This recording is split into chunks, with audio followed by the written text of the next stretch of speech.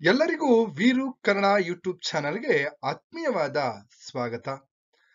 ಇವತ್ತಿನ ತರಗತಿಯಲ್ಲಿ ಬೆಂಗಳೂರು ಉತ್ತರ ವಿವಿ ವಿಶ್ವವಿದ್ಯಾನಿಲಯದ ಪಠ್ಯವಾಗಿರ್ತಕ್ಕಂತಹ ಕನ್ನಡ ಅಭಿಮಾನ ಅನ್ನುವಂತಹ ಒಂದು ಎಲೆಕ್ಟಿವ್ ಪೇಪರ್ ಬಗ್ಗೆ ಇವತ್ತಿನ ತರಗತಿಯಲ್ಲಿ ಚರ್ಚೆಯನ್ನ ಮಾಡ್ತಾ ಇದ್ದೀನಿ.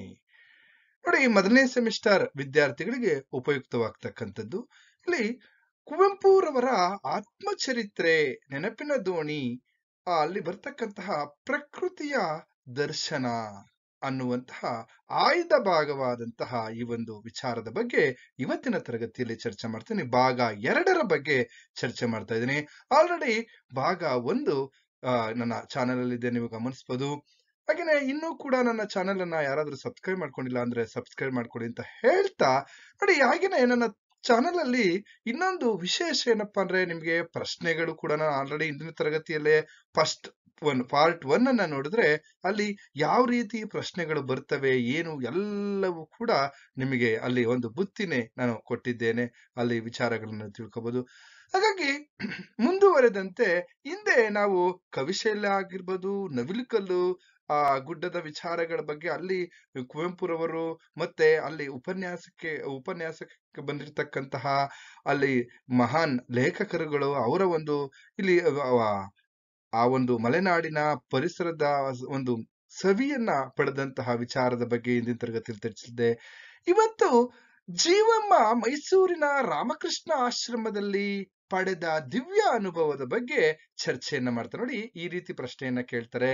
ಜೀವಮ್ಮ ಮೈಸೂರಿನ ಈ ರಾಮಕೃಷ್ಣ ಆಶ್ರಮದಲ್ಲಿ ಪಡೆದ ದಿವ್ಯ ಅನುಭವ ಅಂತಕ್ಕಂಥದ್ದು. ಅದಕ್ಕೆ ಮುಂಚೆ ಈಗ ನಮ್ಮ ಕುವೆಂಪುರವರು ಹೀಗೆ ಪುಸ್ತಕವನ್ನ ಓದ್ತಾ ಇರ್ತಾರೆ. ಇಲ್ಲಿ ಎಲ್ಲೋ ಒಂದ್ ಕಡೆ ಅವರು ಆ ವಿಲ್ ಯು ಡ್ಯೂರಿವ್ ಇಲ್ಲಿ ಮೆನ್ಷನ್ಸ್ ಆಫ್ ಇಲ್ಲಿ ಫಿಲಾಸಫಿ ಅಂತಕ್ಕಂತಹ ಒಂದು ಪುಸ್ತಕವನ್ನ ಓದ್ತಾ ದ ಮೀನಿಂಗ್ ಆಫ್ ಹಿಸ್ಟರಿ ಎಂಬುವಂತಹ ಅಧ್ಯಾಯವನ್ನ ಓದ್ತಾ ಇರ್ತಾರೆ. ಆ ಓದ್ತಾ ಇರ್ತಕ್ಕಂತಹ ಸಂದರ್ಭದಲ್ಲಿ ಅದರಲ್ಲಿ ಮಹಾನ್ ಚರಿತ್ರ, ಮಹಾನ್ ವ್ಯಕ್ತಿಗಳ ಸೃಷ್ಟಿಯೋ ಅಥವಾ ಮಹಾಶಕ್ತಿಯ ಸೃಷ್ಟಿಯೋ ಎಂಬ ವಾದವಿದೆ ಅನ್ನುವಂತ ವಿಚಾರದ ಬಗ್ಗೆ ಚರ್ಚೆಯನ್ನ ಮಾಡ್ತಾ ಇದ್ದಾರೆ. ಆದ್ರೆ ಇಲ್ಲಿ ಅವ್ರು ಏನ್ ಮಾಡ್ತಿದ್ರಪ್ಪ, ಈ ಚರಿತ್ರೆ ಅಂತಕ್ಕಂಥದ್ದು ವ್ಯಕ್ತಿಗಳ ಸೃಷ್ಟಿಯೋ ಅಥವಾ ಮಹಾಶಕ್ತಿಗಳ ಸೃಷ್ಟಿಯೋ ಅಂತಕ್ಕಂತಹ ಈ ಒಂದು ವಿಚಾರಗಳನ್ನ ಮೀನಿಂಗ್ ಆಫ್ ಹಿಸ್ಟ್ರಿ ಅನ್ನುವಂತಹ ಅಧ್ಯಾಯದಲ್ಲಿ ಓದ್ತಾ ಇರ್ತಕ್ಕಂತಹ ಸಂದರ್ಭದಲ್ಲಿ ಅಲ್ಲಿ ಇದ್ದಕ್ಕಿದ್ದ ಹಾಗೆ ಅವರು ಓದ್ತಾ ಇರ್ತಕ್ಕಂತಹ ಪುಟದ ಮೇಲೆ ಒಂದು ಇರುವೆ ಹರಿದು ಬಂತು. ನೆನಪು ಇಟ್ಕೋಬೇಕು. ಇಲ್ಲಿ ನಿಮ್ಗೆ ಈ ರೀತಿ ಪ್ರಶ್ನೆ ಕೇಳ್ಬೋದು, ಇರುವೆಯ ಜೀವ ಉಳಿದ ಸಂದರ್ಭ ಅಂತ ನಿಮಗೆ 6 ಅಂಕದ ಪ್ರಶ್ನೆಗಳು ಕೂಡ ಇಲ್ಲಿ ಬಂದ್ರೆ ಬರಬಹುದು. ಹಾಗಾಗಿ ಹೇಗೆ ಒಂದು ಇರುವೆ ಹರಿದು ಬಂತು, ಆ ಹರಿದು ಬಂದದನ್ನ ಆ ಇರುವೆಯನ್ನ ಆ ಪುಸ್ತಕದ ಆ ಹಾಳೆಯಿಂದ ಇಲ್ಲಿ ಎಲ್ಲ ಒಂದ್ ಕಡೆ ಉರುಪ್ತಾರೆ, ಅದು ಹೋಗಲ್ಲ. ಹಾಗೆ ಪುಸ್ತಕವನ್ನ ಮಡಚಿ ಮತ್ತೆ ತೆರೀತಾರೆ, ಅದು ಇರುವೆ ಎಲ್ಲ ಒಂದ್ ಕಡೆ ಮುದ್ದೆಯಾಗಿ ಸತ್ತು ಹೋದಂತೆ ಮತ್ತೆ ಇಲ್ಲಿ ಬಿದ್ದಿತ್ತು. ಆದ್ರೆ ಮತ್ತೆ ಅವ್ರೇನ್ ಮಾಡಿದ್ರು, ಮುದುರುತ್ತಾ ಓದುತ್ತಾ ಹಾಗೆ ಕುಳಿತಿದ್ರು. ಆದ್ರೆ ಇದಕ್ಕೆ ಒಂದು ಸಾರಿ ಅವರು ಹಾಗೆ ಮಾಡ್ತಾ ಇರ್ತಕ್ಕಂಥ ಸಂದರ್ಭ ಮತ್ತೆ ನೋಡೋಣ ಏನಾಗಿದೆ ಅಂತಂದ್ರೆ, ಅದೆಲ್ಲ ಒಂದ್ ಕಡೆ ಪುಸ್ತಕದಲ್ಲಿ ಇದ್ದಂತ ಒಂದು ಪೂರ್ಣ ವಿರಾಮದ ರೀತಿಯಲ್ಲಿ ಬಿದ್ದಿತ್ತು. ಹಾಗಾಗಿ ಮತ್ತೊಮ್ಮೆ ನೋಡಿದ್ರೆ ನಿಧಾನಕ್ಕೆ ಅದು ಅಲ್ಲಿಂದ ಎಲ್ಲೋ ಒಂದ್ ಕಡೆ ಇಲ್ಲಿ ಜೀವವನ್ನು ಉಳಿಸ್ಕೊಂಡು ಹೋಗ್ತಾ ಇತ್ತು. ಈ ವಿಚಾರವನ್ನು ನೋಡಿದಂತಹ ಸಂದರ್ಭದಲ್ಲಿ ಈ ಸನ್ನಿವೇಶವನ್ನ ಗಮನಿಸಿದಂತಹ ಅವರ ಮನಸ್ಸಲ್ಲಿ ಎಲ್ಲೋ ಒಂದ್ ಕಡೆ ಓದುತ್ತಿದ್ದ ದೊಡ್ಡ ಪುಸ್ತಕದ ಮೇಲೆ ಒಂದು ಅಪೂರ್ವವಾದ ಒಂದು ವಿರಾಮದಂತೆ ಈ ಒಂದು ಇರುವೆ ಬಿದ್ದಿರ್ತಕ್ಕಂಥದ್ದು. ಹಾಗೆ ಅವರಿಗೆಲ್ಲ ಒಂದ್ ಕಡೆ ಇರುವೆಯನ್ನ ಭೂಮಿ, ಗ್ರಹ, ರವಿ, ತಾರೆ, ನಿಹಾರಿಕೆ ಹೀಗೆ ಬ್ರಹ್ಮಾಂಡದ ಬೃಹಸ್ಪತಿಯಾಗಿ ಎಲ್ಲೋ ಒಂದ್ ಕಡೆ ಅವ್ರಿಗೆ ಇಲ್ಲಿ ಭಾವಿಸ್ತಕ್ಕಂತಹ ವಿಚಾರ ಅಲ್ಲಿ ಅವರು ಕಾಣ್ಬೋದು. ಹಾಗೇನೆ ಅದು ನಿಧಾನಕ್ಕೆ ಅಲ್ಲಿಂದ ಹೊರಡುತ್ತೆ.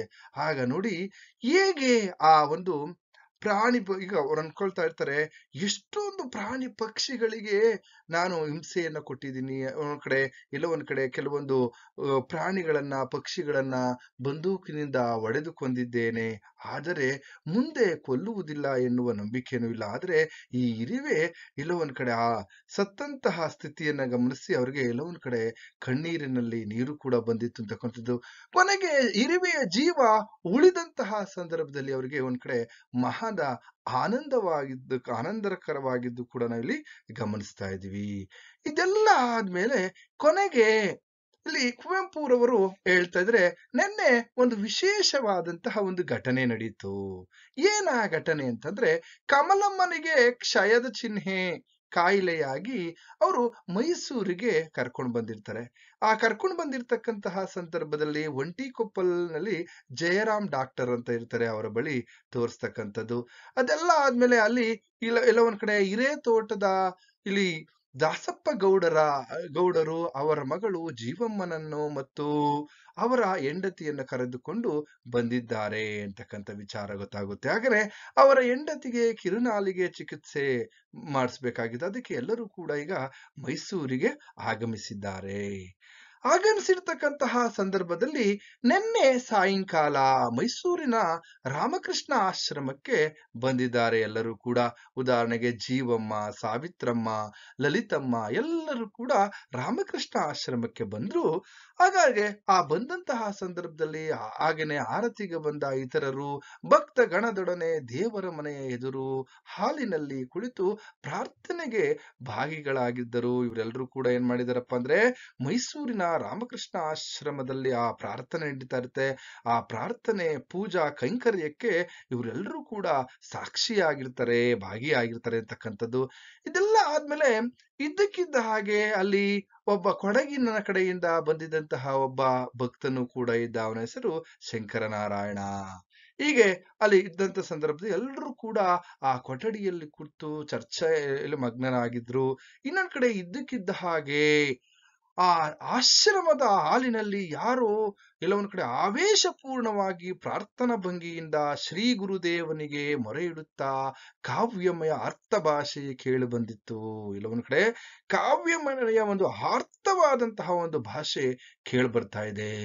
ಹಾಗಾದ್ರೆ ಜೀವಮ್ಮಳ ಮೈ ಮೇಲೆ ಏನ್ ಬಂತು ಅದರ ಒಂದು ಪ್ರಸಂಗ ಆಗಿರ್ಬೋದು, ಅಥವಾ ಜೀವಮ್ಮ ಈ ರಾಮಕೃಷ್ಣ ಆಶ್ರಮದಲ್ಲಿ ಪಡೆದ ದಿವ್ಯ ಅನುಭವದ ದರ್ಶನ ಏನು ಅನ್ನೋದ್ರ ಬಗ್ಗೆ ನಿಮ್ಗೆ ಪ್ರಶ್ನೆಯನ್ನ ಕೇಳ್ಬೋದು. ನೋಡಿ, ಜೀವಮ್ಮ ಮೈಸೂರಿನ ರಾಮಕೃಷ್ಣ ಆಶ್ರಮದಲ್ಲಿ ಪಡೆದ ದಿವ್ಯ ಅನುಭವ ಅನ್ನುವಂಥದ್ದನ್ನ 6 ಅಂಕಗಳಿಗೆ ನಿಮ್ಗೆ ಪ್ರಶ್ನೆಯನ್ನ ಕೇಳ್ಬೋದು. ಅದನ್ನ ನಾನಿಲ್ಲಿ ಹೇಳ್ತಾ ಇದ್ದೀನಿ.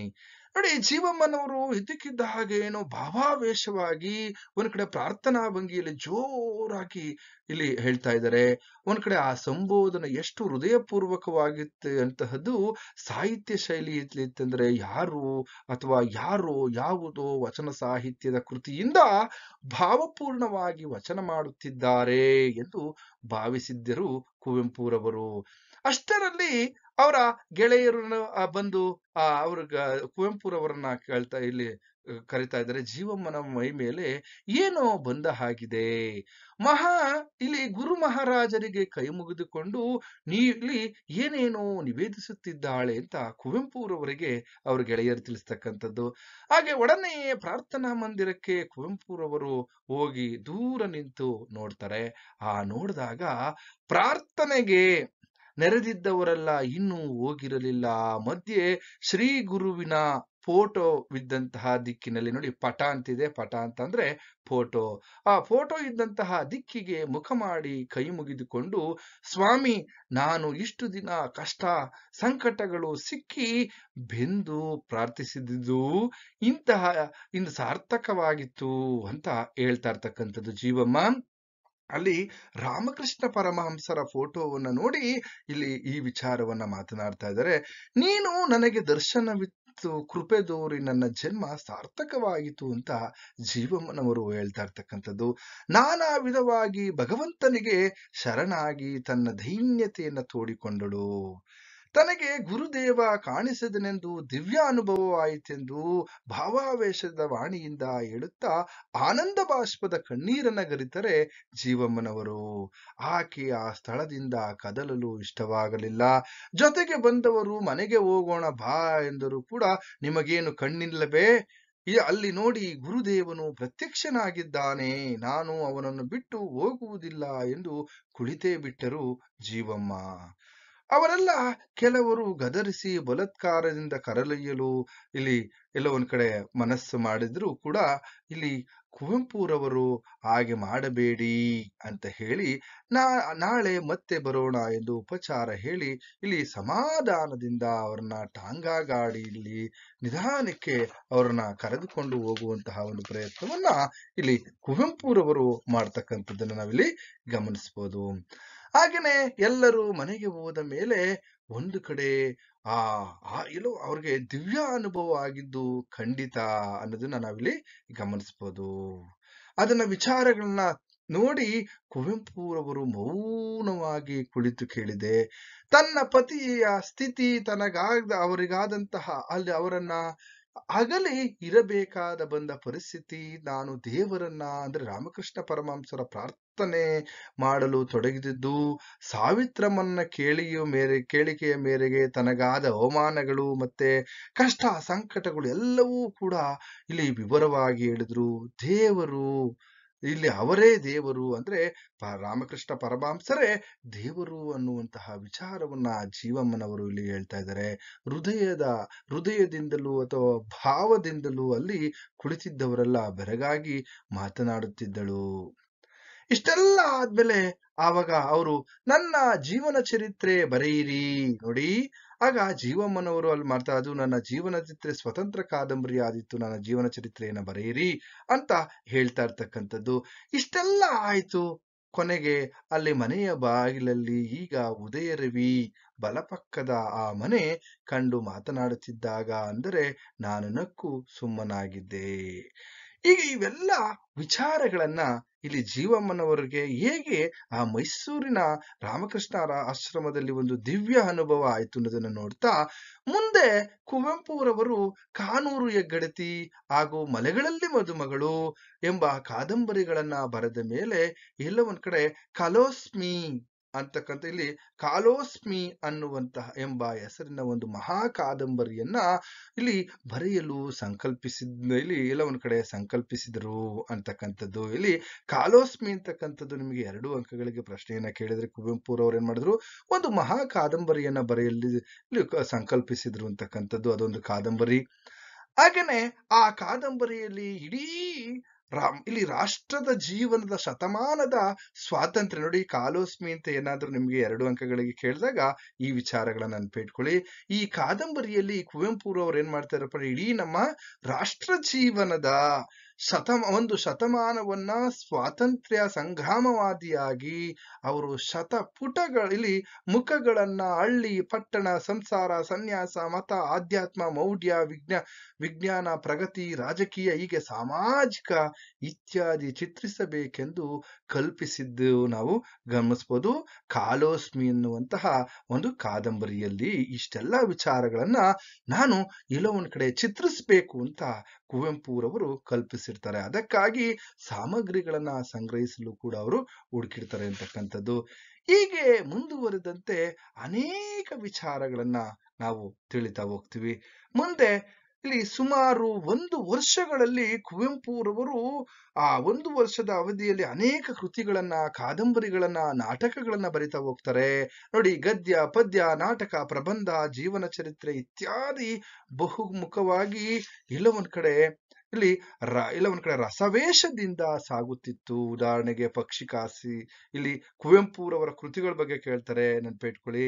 ಪಕ್ಷಿಕಾಸಿ, ಕೋಗಿಲೆ, ಸೋವಿಯಟ್ ರಷ್ಯಾ ಸಂಕಲನಗಳಾಗಿರ್ಬೋದು, ರಾಮಕೃಷ್ಣ ಪರಮಹಂಸರ ಅಂಶ ಮತ್ತು ಸ್ವಾಮಿ ವಿವೇಕಾನಂದರ ಜೀವನ ಚರಿತ್ರೆಗಳು ರಚಿತವಾದವು. ಚಿತ್ರಾಂಗದ ಕಾವ್ಯವೂ ಮುಗಿದಿತ್ತು. ಹೀಗೆ 1936 ಜನವರಿಯಲ್ಲಿ ಶ್ರೀರಾಮಾಯಣ ದರ್ಶನಂ ಮಹಾಕಾವ್ಯವು ನಾಂದಿ ಪ್ರಾರಂಭವಾಗಿತ್ತು. ಹೀಗೆ ಕುವೆಂಪುರವರು ಒಂದು ರೀತಿಯಲ್ಲಿ ಉತ್ಕ್ರಾಂತಿಯಿಂದ ಒಂದು ಸಂಧಿಕಾಲವು ಸನ್ನಿವೇಶಿಸುತ್ತಿತ್ತು ಅನ್ನೋದನ್ನ ರಾಮಕೃಷ್ಣ ಪರಮಹಂಸರ ಶತಮಾನೋತ್ಸವವನ್ನ ಅವರು ಎಲ್ಲೋ ಒಂದ್ ಕಡೆ ಕುರಿತು ಆ ಸಂದರ್ಭದಲ್ಲಿ ಹೇಳ್ತಾ ಇರ್ತಕ್ಕಂತಹ ವಿಚಾರಗಳನ್ನ ನಾವಿಲ್ಲಿ ಗಮನಿಸಬಹುದು. ಯಾಕೆಂದ್ರೆ ಆ ಮೈಸೂರಿನ ಆಶ್ರಮದಲ್ಲಿ ವಿಜೃಂಭಣೆಯಿಂದ ಆಚರಿಸಿತು. ಆ ಸಂದರ್ಭದಲ್ಲಿ ಅನೇಕ ಕವನಗಳು, ಶತಮಾನದ ವಿಚಾರಗಳು, ಹಲವು ವರ್ಷಗಳು ಅವರ ಆಶ್ರಮ ಜೀವನ ಕೊನೆಗೊಳ್ಳುವುದರಲ್ಲಿ ಇತ್ತು ಅನ್ನೋದನ್ನ ನಾವಿಲ್ಲಿ ಗಮನಿಸ್ತಾ ಇದೀವಿ. ಯಾವ ಯಾವ ಕೃತಿಗಳನ್ನ ಕುವೆಂಪುರವರು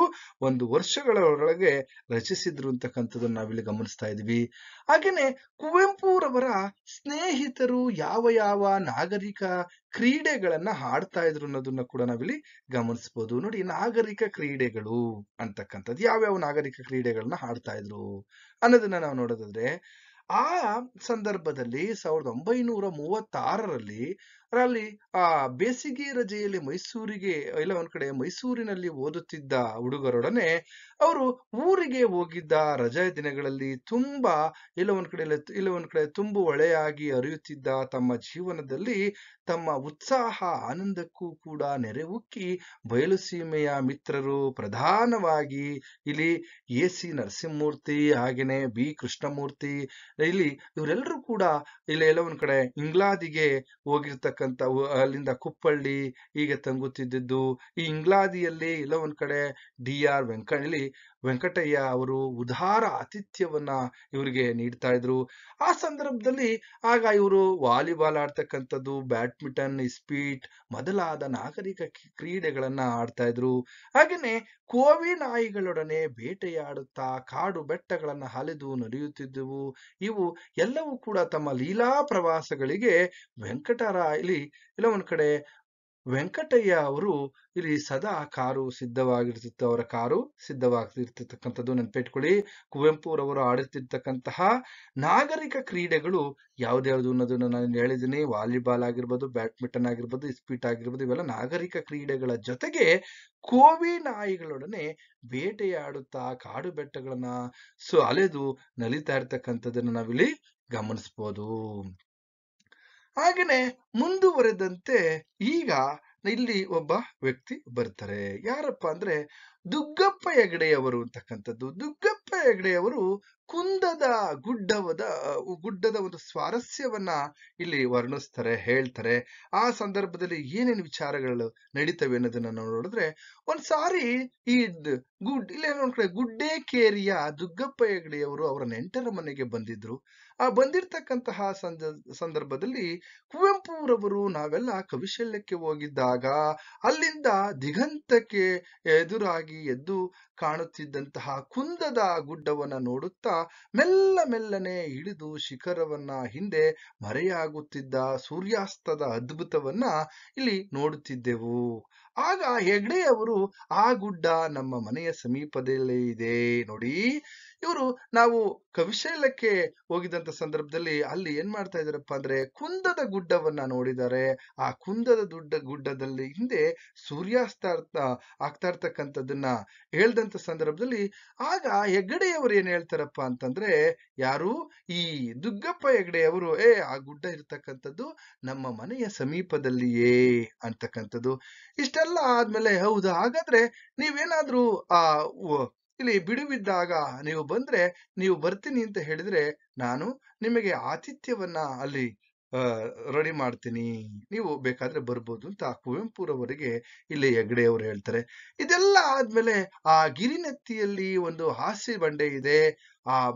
ಅಲ್ಲಿ ಹೋಗಿ ಸೂರ್ಯೋದಯ ಮತ್ತೆ ಸೂರ್ಯಾಸ್ತಗಳನ್ನ ನೋಡುವ ಹವ್ಯಾಸವನ್ನು ಬೆಳೆಸಿಕೊಂಡಿದ್ದು ನಾನು ಅಲ್ಲಿಗೆ ಹೋಗುವುದಕ್ಕೆ ಸಾಧ್ಯವೇ, ಹಾಗೇನೆ ದಾರಿಗೀರಿ ಇದೆಯೋ ಎಂದು ಆಸೆ ಪಟ್ಟಂತೆ ಪ್ರಶ್ನಿಸಿದ್ದೆ. ಅಲ್ಲಿ ಹೋಗೋದು ಹೇಗೆ ಅಂದ್ರೆ ಕುವೆಂಪುರವರಿಗೆ ಒಂದು ಆಸೆ ಇತ್ತು. ಯಾಕಂದ್ರೆ ಕುಂದಗುಡ್ಡದ ಗಿರಿನೆತ್ತಿಗೆ ಹೋಗಿ ಅಲ್ಲಿ ಒಂದು ಬಂಡೆ ಇದೆ, ಆ ಬಂಡೆಯ ಮೇಲೆ ಕೂತು ಸೂರ್ಯೋದಯ ಸೂರ್ಯಾಸ್ತ ಎರಡನ್ನು ನೋಡ್ಬೇಕು ಅಂತಕ್ಕಂಥ ಒಂದು ಆಸೆ.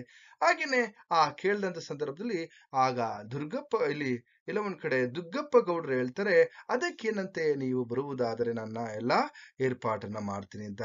ಸರಿ ಆಗಲಿ ಅಂತ ಹೇಳಿ ಅಲ್ಲಿ ವೆಂಕಟಯ್ಯ ಹಾಗೆ ಮುಗುಳ್ನಗುತ್ತಾ ಆಗಲಿ ಅದಕ್ಕೇನಂತೆ ಒಂದು ಟ್ರಿಪ್ ಇಟ್ಟರಾಯಿತು.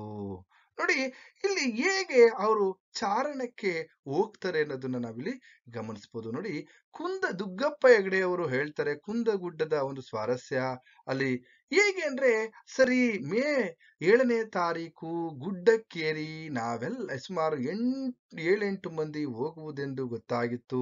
ದುಗ್ಗಪ್ಪ ಹೆಗಡೆ ಅವರು ನಮ್ಮನ್ನೆಲ್ಲ ಆಹ್ವಾನಿಸಿ ಎಲ್ಲೋ ಒಂದ್ ಕಡೆ ಮರುದಿನವೇ ಮನೆಗೆ ಹಿಂತಿರುಗಿದರು ಅಂತಕ್ಕಂಥದ್ದು. ಸರಿ ಆಯ್ತು, ನೀವೆಲ್ಲರೂ ಬನ್ನಿ ಅಂತ ಹೇಳಿ ದುಗ್ಗಪ್ಪ ಹೆಗಡೆ ಅವರು ಕುವೆಂಪುರವರನ್ನ ಮತ್ತೆ ಅವರೆಲ್ಲರೂ ಯಾರ್ಯಾರು ಬರ್ತಾ ಇದ್ರು ಅವರೆಲ್ಲರೂ ಕೂಡ ನೀವು ಇಲ್ಲಿ ಈ ಒಂದು ಈ ಕುಂದದ ಗುಡ್ಡದ ಒಂದು ಗುಡ್ಡಕ್ಕೆ ನೀವು ಯಾವಾಗ ಬೇಕಾದ್ರೂ ಬರ್ಬೋದು, ನಾನು ಅದಕ್ಕೆ ತಯಾರಿ ಮಾಡ್ಕೊಂಡಿರ್ತೀನಿ ಅಂತಕ್ಕಂಥದ್ದು. ಸರಿ, 1936 ಮೇ 7ನೇ ತಾರೀಕು ಬೆಳಿಗ್ಗೆ ಉಪಹಾರ ಮುಗಿಸಿ 2 ಕಾರುಗಳಲ್ಲಿ ಇಲ್ಲಿ ಇಂಗ್ಲಾದಿಯಿಂದ ಮತ್ತೆ ಹುಂಟೂರಿನಿಂದ ಮತ್ತೊಂದು ಕಾರು ಎಲ್ಲರೂ ಕೂಡ ಸೀದಾ ನೇರವಾಗಿ ಕುಂದದ ಗುಡ್ಡಕ್ಕೆ ಇಲ್ಲಿ ಹೊರಡ್ತಾ ಇದ್ದಾರೆ. ಆ ಕುಂದದ ಗುಡ್ಡಕ್ಕೆ ಹೋಗುವಂತಹ ಮುಂಚೆ ಅವರು ಎಲ್ಲ ಒಂದ್ ಕಡೆ ಗುಡ್ಡಕೇರಿಗೆ ಹೋಗ್ಬೇಕಾಗಿದೆ. ಯಾಕೆಂದ್ರೆ ಅಲ್ಲಿ ದುಗ್ಗಪ್ಪ ಗೌಡ್ರು ಇರ್ತಕ್ಕಂಥದ್ದು. ಆಗ ಗುಡ್ಡೇಕೇರಿಗೆ ಹೋಗ್ಬೇಕು. ಗುಡ್ಡೇಕೇರಿಗೆ ಹೋಗ್ತಕ್ಕಂತಹ ವಿಚಾರ, ಆ ಗುಡ್ಡೇಕೇರಿಗೆ ಹೋದ್ಮೇಲೆ ಹೇಗೆ ಆ ಮಲೆನಾಡಿನ ಪ್ರಕೃತಿಯ ಸೌಂದರ್ಯವನ್ನ ಕುವೆಂಪುರವರು ಹೇಗೆ ಕಣ್ತುಂಬಿಕೊಳ್ತಾರೆ ಅಂತಕ್ಕಂಥದ್ದು, ಮಲೆನಾಡಿನಲ್ಲಿ ಕುವೆಂಪುರವರಿಗೆ ಆದ ಅನುಭವ, ಹಾಗೇನೆ ಎಲ್ಲೋ ಒಂದ್ ಕಡೆ ಆ ಕುಂದದ ಗುಡ್ಡದ ಯಾವ ರೀತಿ ಚಾರಣವನ್ನ ಹೋಗ್ತಾರೆ ಅಂತಕ್ಕಂಥದ್ದನ್ನ ನಾವು ಇಲ್ಲಿ ನೋಡೋಣ ಮುಂದಿನ ಭಾಗದಲ್ಲಿ. ಈ ಭಾಗ 1, ಇದು ಭಾಗ 2. ಮುಂದಿನ ತರಗತಿಯಲ್ಲಿ ಭಾಗ 3ರಲ್ಲಿ ಈ ವಿಚಾರಗಳನ್ನ ಮತ್ತೊಮ್ಮೆ ಅವ್ರು ಹೇಗೆ ಕುಂದದ ಗುಡ್ಡದ ಸ್ವಾರಸ್ಯ ಮತ್ತೆ ಕುವೆಂಪುರವರಿಗೆ ಮಲೆನಾಡಿನಲ್ಲಿ ಆದಂತಹ ಅನುಭವ ಎಲ್ಲವನ್ನ ಮುಂದಿನ ತರಗತಿಯಲ್ಲಿ ನಾನು ತಿಳಿಸ್ತೀನಿ ಅಂತ ಹೇಳ್ತಾ ಇಲ್ಲಿಗೆ ಈ ತರಗತಿಯನ್ನ ಮುಗಿಸ್ತಾ ಇದ್ದೀನಿ.